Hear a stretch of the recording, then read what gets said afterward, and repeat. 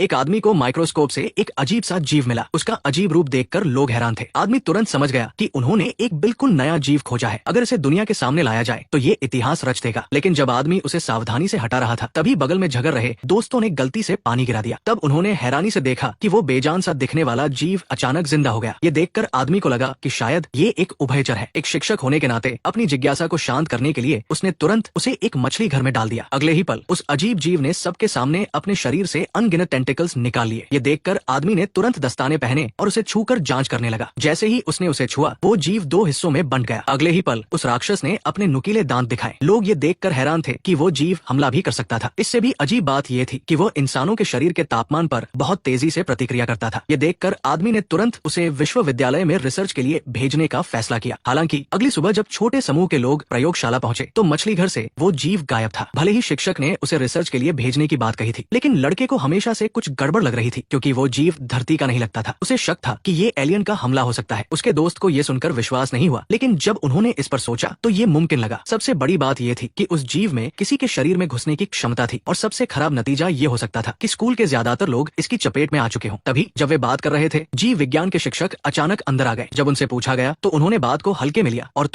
जो छात्र भागने की कोशिश कर रहा था उस पर उन्होंने हमला भी कर दिया। तब उन लोगों को पता चला कि उनके सामने वाला शिक्षक अब इंसान नहीं रहा। उन्होंने तुरंत आत्मरक्षा के लिए हथियार उठा लिए, लेकिन उन्होंने शिक्षक के अंदर मौजूद राक्षस की ताकत को कम करके आंका था, और वे जल्द ही हारने लगे। जब वे हारने वाले थे, तभी अचानक वह राक्षस उत्तेजित हो गया। वो सबके सामने जमीन पर गिरकर झाग में बदल गया। लोगों को तुरंत एहसास हुआ कि ये जगह उस राक्षस का अड्डा बन चुकी है, इसलिए उन्होंने कुछ न होने का दिखावा किया और जल्दी से वहाँ से भाग गए। अगर किसी को पता चल जाता तो वे तुरंत उस राक्षस के हमले का शिकार हो जाते। गनीमत रही कि वे लोग काफी तेज थे और राक्षस के अड्डे से बचकर निकल गए। लेकिन जल्द ही एक बहादुर लड़के को एहसास हुआ कि सिर्फ स्कूल ही नहीं बल्कि पूरा शहर इसकी चपेट में आ चुका है। बिना देर किए उसने तुरंत घर की ओर गाड़ी दौड़ाई, क्योंकि बाहर की दुनिया अब सुरक्षित नहीं थी। उससे लड़ने के लिए उन्हें उस राक्षस की सच्चाई जाननी थी। बहादुर लड़के ने उसकी पूंछ का एक टुकड़ा काटा और उसे एक सफेद चूहे के पिंजरे में डाल दिया। फिर उसने ड्रॉपर से उस पर एक बूंद पानी डाला। अगले ही पल वो जीव सीधे सफेद चूहे के शरीर में चला गया। उसकी परजीविता को समझने के लिए उस लड़के को मजबूर होकर सफेद चूहे को मारना पड़ा। इसके बाद उसने चीरफाड़ करके उस जीव को सफेद चूहे के शरीर में पाया। इससे ये पता चला कि वह परजीवी बनकर जिंदा रहता था। सबको और भी हैरानी तब हुई जब पता चला कि सफेद चूहे के शरीर का सारा पानी सोख लिया गया था। इससे ये भी पता चला कि वो जीव मूत्रवर्धक दवा से इतना क्यों डरता था। अगर उसके शरीर का सारा पानी निकाल दिया जाए तो वो ज्यादा देर तक जिंदा नहीं रह पाएगा। अब सबको बचाने का एक ही तरीका था, उस जीव की माँ को ढूंढना। उन लोगों ने तुरंत फैसला किया और गाड़ी से स्कूल गए। उस रात वहाँ एक बड़ा उत्सव होने वाला था, जो उस राक्षस के लिए पूरे शहर को निगलने का एक अच्छा मौका था, और उन लोगों के लिए ये माँ को ढूंढने और उसे खत्म करने का भी एक बेहतरीन मौका था। जल्द ही उन्हें प्रिंसिपल मिल गई। बातचीत से वे दोनों उसे स्कूल के चर्च में ले गए। इससे पहले कि प्रिंसिपल कोई प्रतिक्रिया दे पाती, उन लोगों ने तुरंत उन पर काबू पा लिया। लड़की ने तुरंत उन पर दवा छिड़की और आखिरकार उस माँ को मार गिराया।